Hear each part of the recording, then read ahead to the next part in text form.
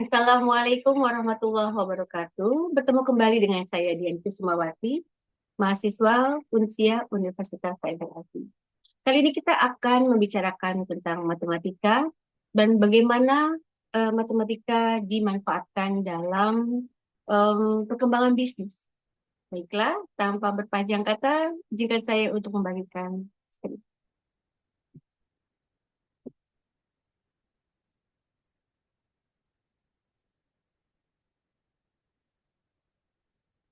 Baik, Civitas Akademika. Dapat kita lihat di sini judulnya aplikasi matematika dalam bisnis, di mana kita akan membahas peran dan implementasi matematika dalam keputusan bisnis.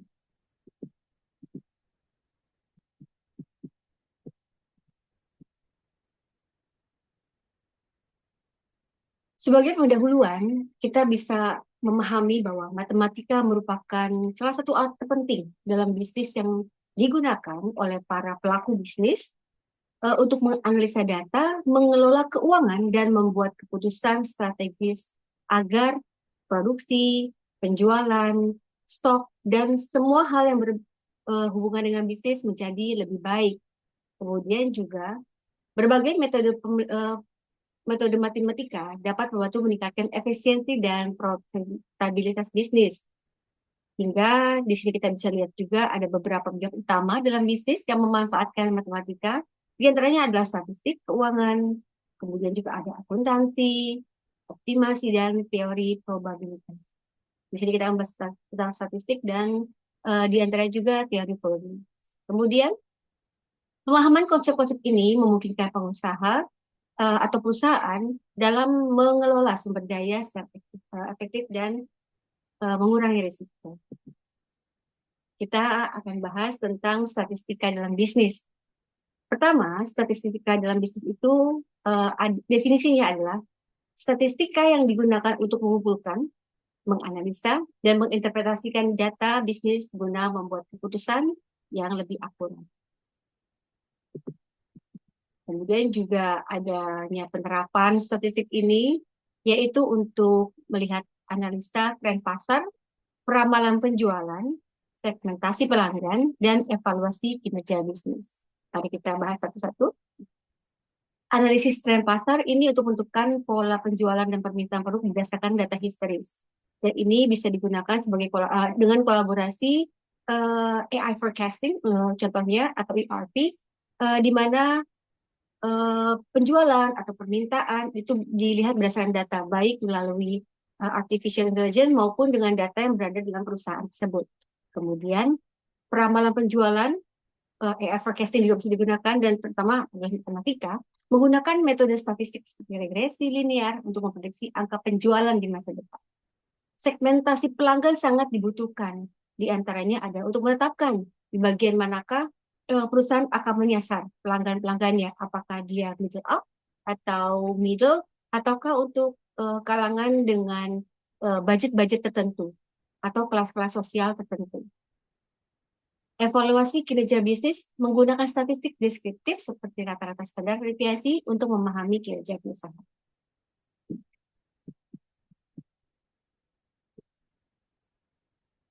Bisa kita lihat di sini matematika keuangan, konsep pentingnya adalah nilai waktu uang atau time value of money. Uang saat ini lebih berharga daripada jumlah yang sama di masa depan karena potensi investasi. Hal ini dimaksudkan bahwa uang memiliki inflasi atau deviasi yang kita biasa sebut dengan fluktuasi, di mana value atau nilai uang dapat mengalami kemerosotan.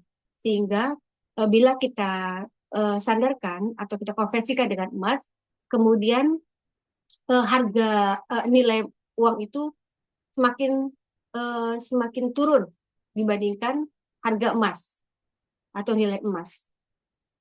Misalnya sebagai contoh ketika tahun 1995 contohnya 1 gram emas berharga Rp250 bernilai Rp250.000.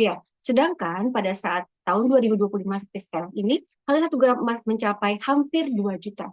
Di situ bisa kita lihat bahwa nilai uang rupiah, nilai uang kartal atau fiat rupiah mengalami penurunan atau deviasi. Kemudian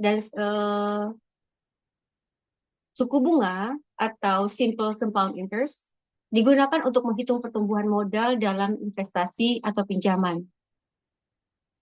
Kemudian juga ada anuitas pembayaran tetap yang dilakukan secara berkala sering digunakan dalam skema pensiun dan pinjaman rumah. Kemudian sebagai contoh penggunaan matematika keuangan adalah menghitung bunga pinjaman menggunakan rumus bunga majemuk, kemudian menentukan nilai investasi dalam jangka waktu tertentu menggunakan tabel anuitas. Contoh soalnya adalah kita bisa lihat di sini bersama-sama, seorang investor menanamkan modal sebesar 10 juta dalam sebuah investasi dengan suku bunga majemuk 5% per tahun. Selama 3 tahun, hitunglah nilai akhir. Sebagai penyelesaian adalah rumus bunga majemuk adalah A sama dengan P kali 1 tambah R pangkat 3, di mana A adalah nilai akhir, P modal awal yang kita lihat bersama-sama 10 juta, dan R adalah suku bunga tahunan atau 5% atau 0,05. T jumlah tahun. Dan di sini kita dapat lihat bahwa jumlah tahunnya adalah 3 tahun. Jadi A sama dengan 10.000 dikalikan 1 plus 0,05 pangkat 3. Sehingga dapat kita lihat hasilnya adalah 11.576.250. Ini adalah hasil investasi terakhir. Kita lihat lagi hal yang lain, optimalisasi. Pertama, tujuannya adalah untuk menyusun strategi untuk memaksimalkan keuntungan atau meminimalkan biaya dengan sumber daya yang terbatas. Metode yang kita gunakan di sini adalah LP atau model linear programming, teknik optimasi yang digunakan untuk menentukan kombinasi terbaik dalam produksi dan alokasi sumber daya. Sini juga ada simplex method, ada algoritma yang digunakan untuk menyelesaikan masalah optimasi linear. Contoh penggunaannya dalam matematika adalah ketika suatu perusahaan memiliki keterbatasan bahan baku dan tenaga kerja dan ingin menentukan jumlah produksi untuk 2 produk agar laba maksimum tercapai. Kemudian juga digunakan program ini untuk mengoptimalkan jadwal kerja karyawan guna mengurangi biaya operasional. Baik, kita akan melihat contoh di sini. Sebuah perusahaan memproduksi 2 jenis produk A dan B. Setiap produk A memberikan keuntungan 5.000 dan produk B 7.000. Perusahaan hanya memiliki 80 jam kerja dan setiap unit membutuhkan 2 jam. Sementara B membutuhkan 4 jam untuk produksi. Kemudian kita akan melihat bagaimana kombinasi produk yang memberikan keuntungan maksimum. Penyelesaiannya adalah kita akan melihat definisikan tabel X produk A yang diproduksi, kemudian Y jumlah produk B yang diproduksi. Model matematisnya adalah keuntungan, memaksimalkan keuntungan yaitu Z sama dengan 5.000X plus 7.000Y. Kendala waktu adalah 2X tambah 4Y di bawah 80. Ya, kurang lebih 80. Kendala non negatifnya adalah X dan Y lebih dari 0. Dengan menggunakan metode grafis atau simplex, solusi optimal diperoleh pada Y sama dengan 20 dan X sama dengan 20 dan Y sama dengan 10 dengan keuntungan maksimum 190.000. Oke, nah sekarang kita lihat teori probabilitas dalam bisnis. Pengertiannya adalah probabilitas membantu dalam mengambil keputusan yang melibatkan ketidakpastian dengan mengukur kemungkinan terjadinya suatu peristiwa. Aplikasinya adalah manajemen risiko asuransi, di mana di sini kita menggunakan probabilitas untuk menentukan premi asuransi berdasarkan kemungkinan klaim. Dan prediksi permintaan pasar, yakni untuk menganalisis peluang peningkatan atau penurunan permintaan suatu produk berdasarkan tren sebelumnya. Analisis kebutuhan investasi yaitu menggunakan probabilitas untuk menilai risiko dan potensi keuntungan dalam investasi saham atau obligasi. Contoh yang digunakan dengan menggunakan teori probabilitas ini adalah ketika menggunakan distribusi probabilitas untuk memperkirakan kemungkinan kegagalan suatu proyek bisnis.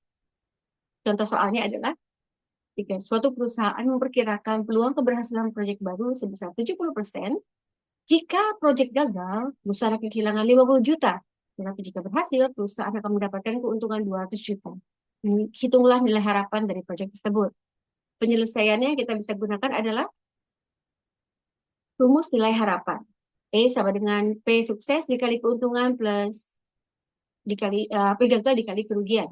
Di sini kita bisa lihat E sama dengan 0,7 kali 200 juta ditambah 0,3 dikali 50 juta.